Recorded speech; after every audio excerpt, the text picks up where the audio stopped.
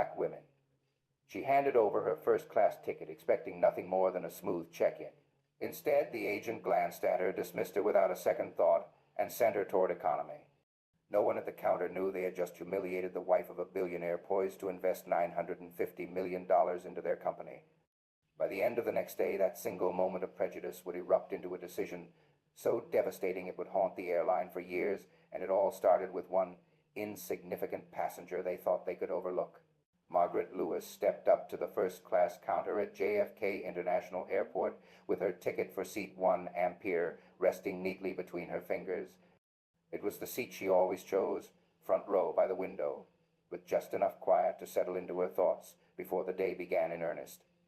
She was dressed with understated elegance, a deep charcoal coat over a cream blouse, a silk scarf tied loosely at her neck, and years of travel had taught her how to move through an airport with calm precision.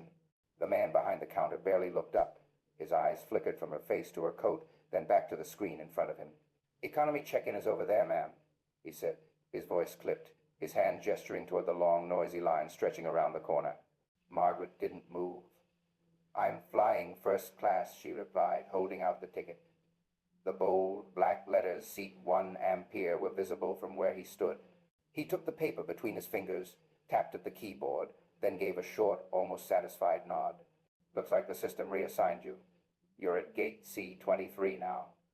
His words came without the slightest pause for regret or apology, just the smooth finality of someone shifting her out of his space. She walked toward gate C-23, her heels making a steady, measured rhythm against the polished floor. On her left, she passed the glass-walled first-class lounge where men in tailored suits sipped coffee and checked emails. Inside, no one glanced her way. Outside, she caught the occasional glance, curious, indifferent, or carrying that familiar unspoken edge she had learned to recognize without needing to name it. When boarding began, she stepped onto the plane expecting, even hoping, that the reassignment might still be tolerable. But her new seat was the very last one in the cabin row, 42, wedged against the lavatory. The cushion was worn, the space tight, the faint chemical tang of cleaning fluid mixing with something less pleasant. This was a seat for people passing through, not for those meant to be noticed. As she stowed her bag, the man in the aisle seat watched her with a slow, deliberate glance. His eyes traveled from her face to the scarf around her neck, as if searching for something to confirm a thought he already held. He leaned slightly closer, and she caught the faint scent of whiskey on his breath. "Never seen people like you up in first class anyway," he murmured, the words edged with something sharper than mere rudeness. Margaret turned her head toward the window. The tarmac outside stretched wide and gray beneath the morning light, dotted with carts and ground crew moving in practiced patterns. A flight attendant passed just then, her stride quick and purposeful. She had heard the remark. Margaret saw it in the faint tightening of her eyes, but she didn't stop. No interruption, no defense, just a brisk continuation down the aisle. The engines began to hum, the cabin shivering faintly as the plane prepared for takeoff. Margaret's hands rested loosely in her lap, her posture straight. She didn't answer the man beside her, not because she lacked words, but because she knew their worth. Some words are meant to be spent immediately. Others gain power in the waiting. She was saving hers. As the aircraft gathered speed down the runway, she closed her eyes briefly and let the vibrations carry through her bones. She thought of seat 1 Ampere, the smooth leather, the quiet, the sense of being treated as though her comfort mattered. She thought of how quickly that had been stripped away with a single keystroke and no explanation. She thought of the way dismissal could arrive dressed as procedure, of how prejudice so often wore the face of efficiency. Somewhere above the clouds, when the seatbelt sign had gone dark and passengers began to settle into their routines, Margaret opened her eyes again. The man beside her had pulled out a newspaper, his earlier remark hanging in the air like stale perfume. She did not break the silence. She let it remain there, a reminder to herself that she didn't need to fight every battle at the moment it appeared. She watched the sunlight spilling across the wing, the white glare cutting against the endless blue. She could almost hear her grandmother's voice, years ago, telling her that dignity wasn't about what you were given, it was about what you refused to surrender. Margaret understood something the man beside her did not. Humiliation might feel sharp in the moment, but it leaves a mark far deeper when carried to the right place at the right time. There would be a moment when this quiet, this stillness, would turn into something far louder than any confrontation at 30,000 feet. She wasn't sure if it would be tomorrow, next week, or next year, but she knew with absolute certainty the cost of what had just happened would not be measured in apologies. As the plane began its slow descent hours later, the city unfolding beneath them in a patchwork of streets and steel, she remained silent. The hum of the engines was steady, the seat still cramped, the smell of the lavatory unchanged. Yet something had shifted. She carried with her a truth she had lived long enough to see, proven over and over, that disrespect has a way of finding its way back to the source, and when it does, the price is almost always far higher than anyone expects. Margaret gathered her bag, waited for the aisle to clear, and stepped off the plane with the same steady grace she had arrived with. She didn't look back. She didn't need to. The reckoning would come, and when it did, it wouldn't be in words exchanged on a cramped airplane. It would be in a place where the consequences would echo. And in that space, her silence today would speak louder than anything she could have said in the air. By 8:07 a.m., the glass facade of Amerisky Airlines Manhattan headquarters shimmered in the morning sun, but inside the atmosphere had curdled.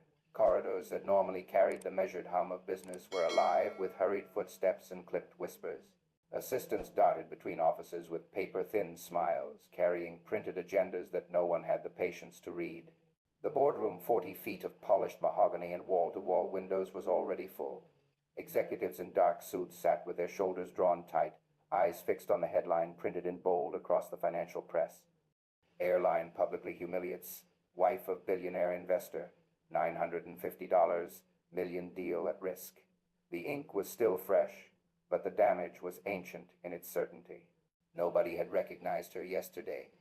A quiet African-American woman in her late 50s moved from seat 1 Ampere to the last row beside a lavatory, treated as an inconvenience rather than a customer. An error in procedure, they told themselves. Harmless, forgettable, until the phone calls began. Until someone connected her name, Margaret Lewis, to him. William Carter. A man whose signature could send a company's stock into the stratosphere or crush it in an afternoon.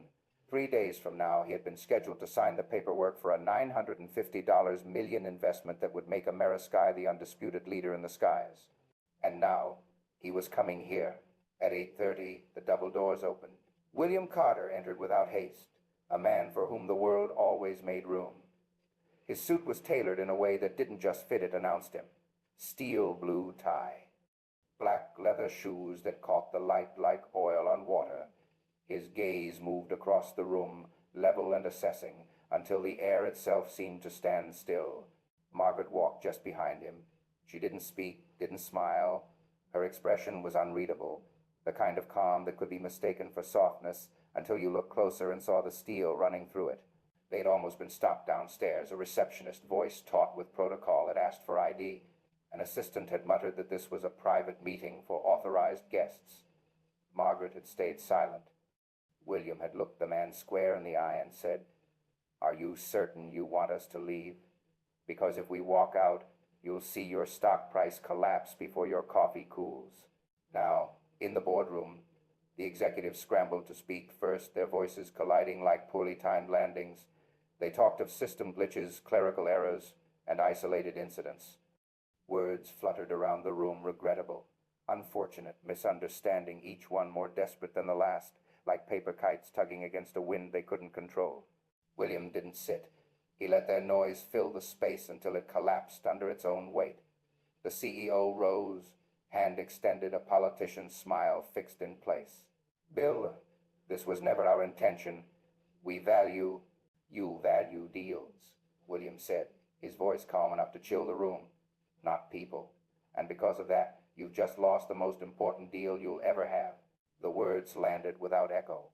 He turned slightly to his assistant, a tall man with a leather-bound notebook in one hand. "Withdraw the investment, effective immediately." The assistant nodded once, already moving toward the door with his phone. No one tried to stop him. A silence followed, not the polite pause before someone speaks, but the heavy kind that settles when everyone in the room knows the shape of their ruin. $950 million, gone in less than a minute. Not to a rival bid or market collapse, but to the simplest of currencies, respect spent carelessly and lost forever. Margaret rose from her chair. She didn't gloat. She didn't need to. Her presence alone was indictment enough. She walked out beside her husband, the sound of the closing door as soft as silk sliding off a hanger, but inside that boardroom it was thunder. They would spend weeks telling themselves the loss was about strategy, timing, negotiations gone cold. But the truth would live here unspoken. A single act of quiet prejudice had just cost them the sky. And Margaret, she wouldn't remember their excuses. She would remember the way every face in that room looked when they realized they had mistaken her for someone who wouldn't matter. She would remember the precise moment they understood how wrong they were and how expensive it would be. William Carter stood at the head of the table, his eyes moving slowly from one face to another. The silence in the room was sharp, and no one dared to speak until he did. Margaret sat quietly beside him, her presence alone enough to make every executive in the room think twice about their next words. "I've heard your explanations," William began, his voice steady. "Glitches, mix-ups, misunderstandings. But what I haven't heard is accountability." An executive leaned forward. "Bill, William raised a hand, stopping him cold. "What happened wasn't a system error. It was a choice. You looked at someone and decided she didn't belong where she had every right to be, and you thought it wouldn't matter." The CEO tried to regain control. "Bill, this is one incident. We've built this brand for decades. Don't let—" "Brands are built in decades and destroyed in seconds," William cut in. "You want to know why? Because they're built on trust, and trust doesn't survive when you treat people as expendable." He turned to his assistant. "Withdraw the investment. Effective immediately." The weight of those words fell over the room. $950 million gone, not in months or weeks, but in a single decision. No one spoke. No one moved. The reality of what had just happened was too heavy to ignore. Margaret rose, her eyes sweeping over the table once before she followed William to the door. The click as it closed behind them marked the end of the conversation and the end of the deal. They hadn't lost the investment because of the market. They hadn't lost it because of strategy. They had lost it because they had shown exactly who they were when they thought no one important was watching. And once William saw it, there was no unseeing it. Respect had been the real currency in the deal. They had spent it carelessly, and now there was no buying it back. They would call it the day the air went out of the room. Long after William Carter and Margaret had walked out, the executives sat frozen around the table, staring at the space where moments ago nearly $1 billion had been within reach. It wasn't just the loss of the $950 million investment. It was the sudden collapse of everything they had been building toward. The expansion plans, the new fleet, the global routes that would have made headlines. All of it vanished in the time it takes for a man to speak a single sentence. The markets reacted with ruthless speed. By the afternoon, their stock had dipped enough to wipe out hundreds of millions in valuation. Analysts speculated about instability in leadership. Journalists combed through the company's history, surfacing smaller stories of customer complaints and employee turnover that now painted a broader, darker picture. What had been dismissed as isolated grumblings became, in this new light, a pattern of disregard. Inside the headquarters, the air was thick with the kind of silence that follows a funeral. Conversations dropped to whispers. No one wanted to be the first to speak the truth out loud, that this wasn't just bad luck or a PR nightmare. This was self-inflicted. They hadn't lost the deal because of the markets or a better offer elsewhere. They had lost it because they had made a choice, consciously or not, that some people mattered less. It was a bitter truth to swallow. In their rush to protect profit margins, to streamline operations, to keep the brand polished and efficient, they had let something far more valuable slip through their fingers. The foundations of any business aren't built on contracts or quarterly targets. They're built on trust, dignity, and the belief that every person, customer or employee, deserves respect. Some began to understand this only now, in the wreckage. They replayed the moment in their minds. The ticket agent's dismissive gesture, the lack of intervention by the flight attendant, the assumption that moving a passenger like a chess piece was just business. They had thought they were operating on systems and policies. In truth, they had been operating on prejudice disguised as procedure. The CEO stood in his office later that evening, looking out at the city lights, each one a reminder of a world that would keep moving without them. For the first time in years, the weight of his own decisions pressed heavily on his shoulders.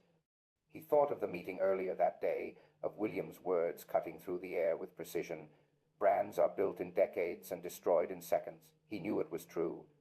He also knew the wound was deeper than lost capital. This was a loss of credibility, and credibility was not something you could buy back. In the weeks that followed, the company scrambled. They brought in crisis consultants. They rolled out new training modules on diversity and inclusion. They staged photo opportunities with community leaders. But the smell of desperation clung to every move, because the public had seen the core of who they were. Change born from panic rarely convinces anyone. Among the rank and file, whispers of frustration mixed with guilt. Some employees remembered times they'd witnessed small acts of disrespect toward passengers or colleagues and said nothing. Others had been on the receiving end themselves, but assumed speaking up would change nothing. Now, with the loss of the deal, those moments were no longer just private grievances. They were part of the company's undoing. There were still those at the top who framed it as bad timing, an unfortunate convergence of events. But for those who truly looked at the truth, the lesson was undeniable. Business is not sustained by transactions alone. It is sustained by the quality of the relationships behind those transactions. Equity, fairness, and the simple act of seeing someone's humanity aren't idealistic extras, they are structural pillars. Without them, even the strongest enterprise will crumble. For Margaret, there was nothing to celebrate in the company's loss. She hadn't come to punish, she had come to be seen. But when the people with the power to make things right chose to defend themselves instead, the outcome had been inevitable. William's decision wasn't vengeance, it was clarity. You don't invest in a house whose foundation is already cracked. The company's name would recover eventually. Markets have short memories. But inside the industry, the story would linger, told quietly in conference rooms and over business dinners as a cautionary tale. The moral would always be the same. The most expensive seat in the sky isn't in the front of the plane. It's the one you lose when you treat respect as negotiable. Years from now, perhaps some of those who were in that boardroom would still remember the weight of that morning. They might remember the look on Margaret's face, calm, steady, not vindictive, just resolute. They might remember how it felt to watch an opportunity of such magnitude vanish in the space between one sentence and the next. And they might remember, finally, that the real work of leadership is not signing the deal, but creating a culture where the deal is deserved in the first place. In the end, the greatest loss wasn't the $950 million. It was the understanding, too late, that money can buy planes, marketing campaigns, and even moments of public forgiveness, but it cannot buy back the respect you have thrown away. That is earned, moment by moment, choice by choice, in the quiet spaces where no one is watching. And it is those choices, invisible as they may seem, that will decide how far you go and how long you last.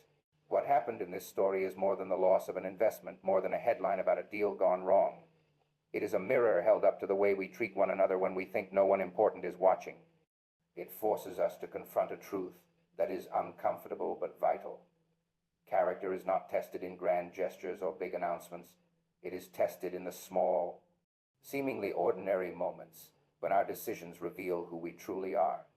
The company in this story didn't fail because of a bad business plan or a poor financial quarter. It failed because it forgot the very foundation of any lasting success: respect, dignity, and fairness. These are not abstract ideals. They are living practices that must be woven into every interaction, from the boardroom to the check-in counter. In business, as in life, every person you meet is an opportunity to affirm the values you claim to stand for. Treating people as equal partners in the human experience isn't just good manners, it's good business. When you strip away the titles, the balance sheets, and the market forecasts, what remains is the truth that trust is the most valuable currency you will ever hold. And trust cannot be purchased, faked, or repaired with press releases. It is earned moment by moment through the consistent choice to see and honor the humanity in others. Lose it, and you lose far more than money. You lose the right to be believed, the right to be followed, the right to lead. For the people in that boardroom, the sting of losing $950 million may fade in time, but the deeper loss, the loss of credibility, of integrity, will echo far longer. Because the world will remember how quickly they defended their procedures instead of their principles, how quickly they moved to protect themselves instead of protecting what was right. In the end, it was not William Carter's decision that ended the deal. It was their own decisions, made long before he ever walked into the room. The lesson here is as clear as it is urgent. Leadership without integrity is temporary. Profit without principle is fragile. And a company without a culture of respect will eventually collapse under its own weight.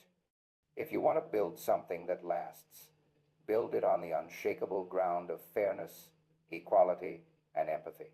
Build it so that whether a customer spends $10 or $10,000, they walk away knowing they were valued. Build it so your employees don't just work for you, they believe in you. We live in a time when the world is watching more closely than ever. Stories travel faster than press statements, and reputations can be remade or ruined in the span of a single day. That is not a threat. It is an opportunity.